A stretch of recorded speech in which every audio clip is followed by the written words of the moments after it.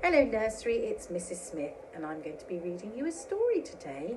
This is the tale of the snail and the whale.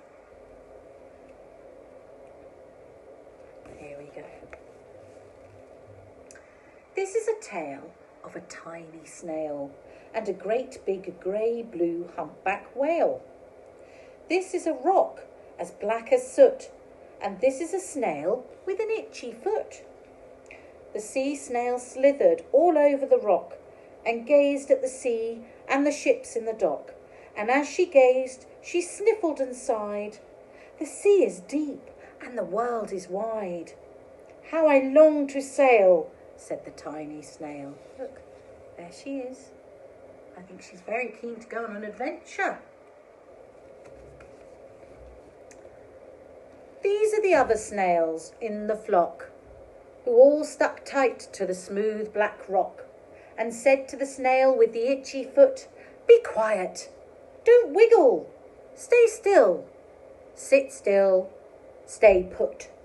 But the tiny sea snail sighed and sniffed, then cried, "I've got it, I'll hitch a lift." This is the trail of the tiny snail, a silvery trail that looped and curled and said, "Lift wanted around the world." Very exciting. Look at this. This is the whale who came one night when the tide was high and the stars were bright, a humpback whale, immensely long, who sang to the snail a wonderful song of shimmering ice and coral caves and shooting stars and enormous waves.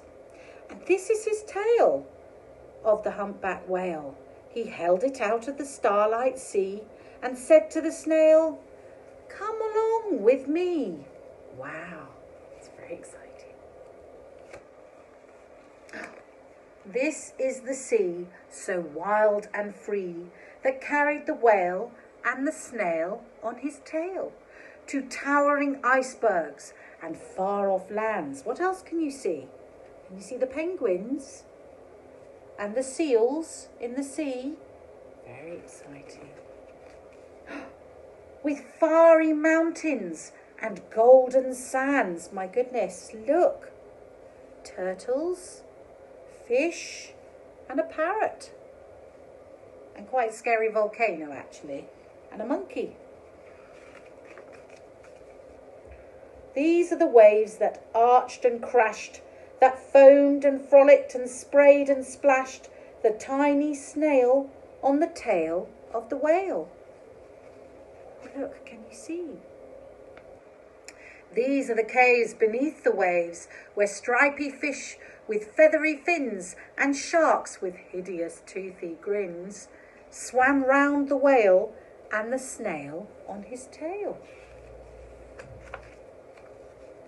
This is the sky, so vast and high, sometimes sunny and blue and warm, sometimes filled with a thunderstorm, with zigzag lightning flashing and frightening the tiny snail on the tail of the whale. Look, here we go. What an adventure. Look at this, isn't that beautiful? There we go. And as she gazed at the sky, the sea, the land, the waves and the caves and the golden sand, she gazed and gazed, amazed by it all. And she said to the whale, "I feel so small."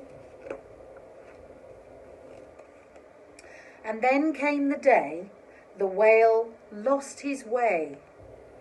These are the speedboats running a race, zigging and zooming and all over the place, upsetting the whale with their ear-splitting roar, making him swim too close to the shore. No, look. This is the tide slipping away. Oh no, look. And this is the whale lying beached in a bay. "Quick, off the sand, back to sea," cried the snail. "I can't move on land, I'm too big," moaned the whale. The snail felt helpless and terribly small. Then, "I've got it," she cried, and started to crawl. "I must not fail," said the tiny snail.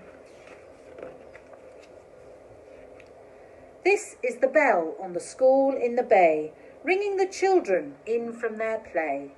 This is the teacher, holding her chalk, telling the class, "Sit straight, don't talk."